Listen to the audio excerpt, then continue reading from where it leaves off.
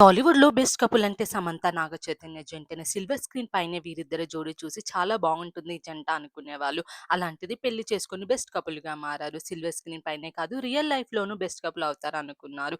కానీ పెళ్లైన 4 ఏళ్లకి విడాకులు తీసుకొని అందరికీ షాక్ ఇచ్చారు. 2015లో అంగరంగ వైభవంగా పెళ్లి చేసుకున్న వీరిద్దరూ 4 ఏళ్లు కూడా కలిసి కాపురం చేయలేక డివోర్స్ తీసుకున్నారు. ఆ తర్వాత ఎవరి లైఫ్‌లో వాళ్ళు బిజీ అయిపోయారు. అటు పర్సనల్ లైఫ్‌లో, ఇటు ప్రొఫెషనల్ లైఫ్‌లో ఇద్దరు బిజీ అయ్యారు. సమంతతో విడిపోయిన తర్వాత 3 ఏళ్లకు నాగచైతన్య, శోభితా ధూళిపాలను ప్రేమించి పెళ్లి చేసుకున్నారు.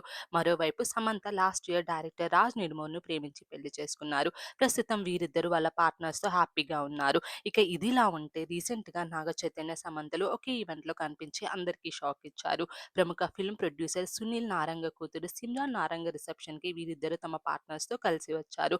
నాగచైతన్య తన వైఫ్ శోభితతో రాగా, సమంత తన హస్బెండ్ రాజ్‌తో కలిసి వచ్చింది. ప్రెజెంట్ ఈ వేడుకకు సంబంధించిన ఫోటోస్, వీడియోస్ సోషల్ మీడియాలో వైరల్ అవుతున్నాయి. ఇక నాగ చైతన్య, కార్తిక్ దండు డైరెక్షన్‌లో 'వృషకర్మ' అనే మూవీ చేస్తున్నారు.